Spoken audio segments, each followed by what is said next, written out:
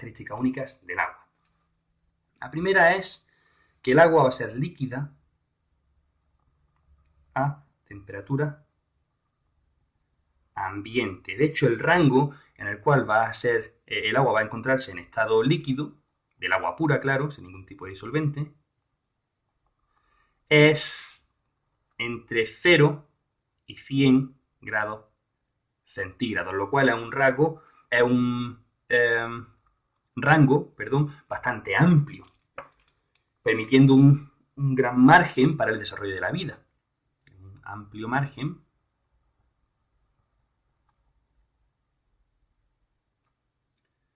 para el desarrollo de la vida. Esto es una diferencia importante respecto, por ejemplo, a otras sustancias que tienen un peso molecular parecido, que son parecidas al agua. Por ejemplo, tenemos el sulfuro de hidrógeno, SH2, o el dióxido de carbono, el CO2, que son gases a temperatura ambiente. Eso es debido a los puentes de hidrógeno que están manteniendo el agua cohesionada a pesar de esa elevada o relativamente elevada temperatura. El agua es también lo que se conoce como el disolvente universal. Eso porque tiene una capacidad de solución muy grande. Es el disolvente universal. Por supuesto, de sustancias polares.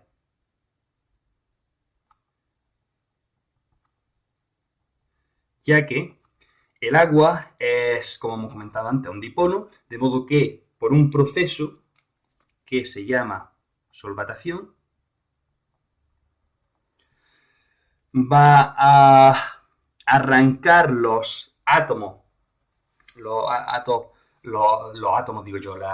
iones, pueden ser moléculas de la red molecular cristalina en la que se encontraran, y van a rodearlo de sus moléculas de agua. Vamos a colocar un ejemplo aquí, manteniéndolo en disolución. Vamos a colocar, por ejemplo, el cloruro de sodio o sal común.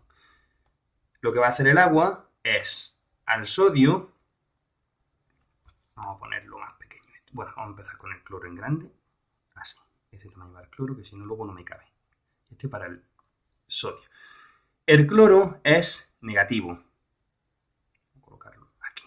Y el sodio es positivo, ¿verdad? Bueno, pues las moléculas de agua se van a disponer orientando con respecto al cloro su polo positivo y rodeando el ion cloro, el anión cloro en este caso, impidiendo que vuelvan a unirse formando el enlace iónico, de modo que permanecen en solución, en disolución. Y lo mismo ocurre, pero al contrario, en este caso, con el sodio.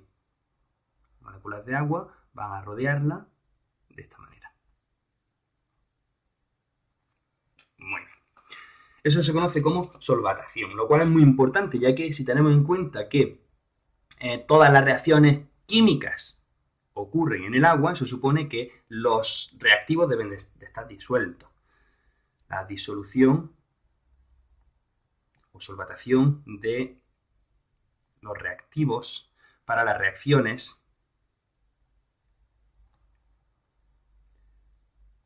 bioquímicas, para que tengan lugar las reacciones bioquímicas. Una tercera característica, la formación. El agua forma una fina película superficial.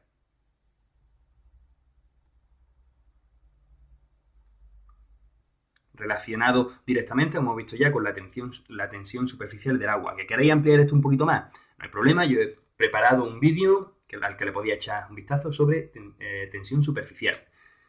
La cuarta característica es que el agua moja. Vamos a subrayar también esto, de disolvente universal. Y vamos, ya que estamos subrayando, vamos a subrayar para después tenerlo todo más claro en el PDF, que es líquida a temperatura ambiente y que forma una película superficial. Vale, el agua moja a la mayoría de sólidos, porque la mayoría de sólidos tienen componentes polares. Y eso supone que, de nuevo, los dipolos del agua van a adherirse de hecho se llama así, fuerza de adhesión, va a adherirse a esas moléculas polares del sodio. Entonces hay una adhesión a moléculas polares. Y esa adhesión va a suponer también que va el agua a poder moverse, a introducirse entre todos los poros del sodio, incluso en contra de la gravedad. Eso es lo que se conoce, el movimiento del agua por poros finos, es lo que se conoce como capilaridad, al cual le he dedicado otro vídeo, también le podéis echar un vistazo. Una quinta propiedad, el hielo, directamente relacionada con la densidad del agua en estado sólido o líquido. El hielo flota en agua líquida.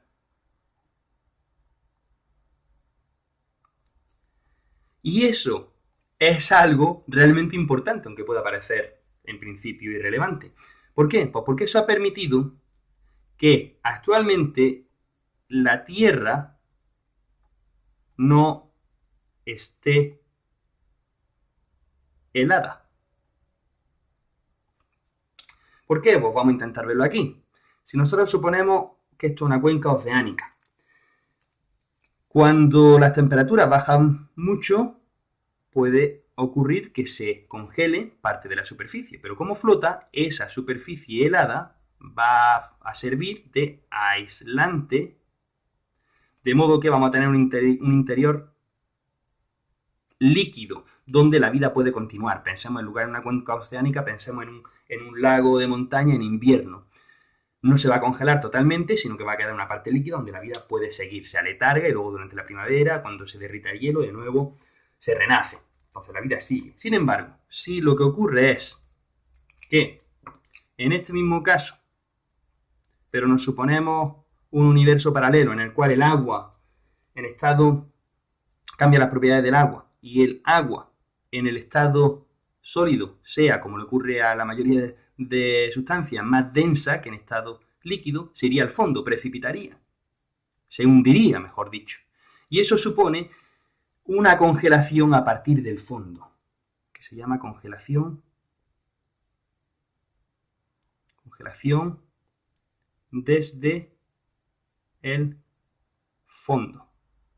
Y esa congelación desde el fondo supone que va a ir acumulándose el hielo al fondo, va a permanecer ahí, va a estar aislado por la capa que queda líquida del exterior, por lo tanto va a quedar congelado y en sucesivas heladas va a ir congelándose progresivamente ese lago, incluso ese océano. Pensad en glaciaciones pasadas, donde podrían haberse congelado todos los océanos y eso habría supuesto la congelación total de la Tierra.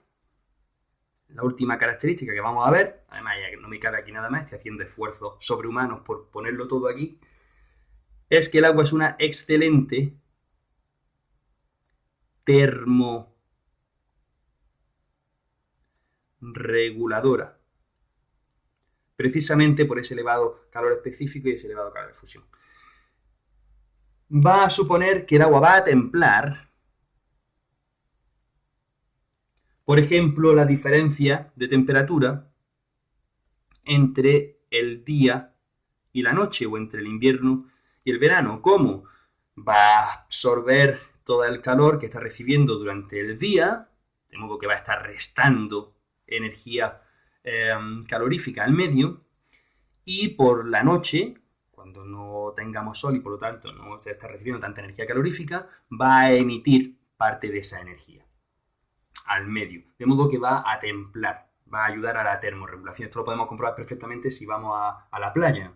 En la playa o en la costa, en la zona costera, las temperaturas suelen ser más templadas, no hay tanta diferencia entre el día y la noche, entre el invierno y los veranos, que en el interior.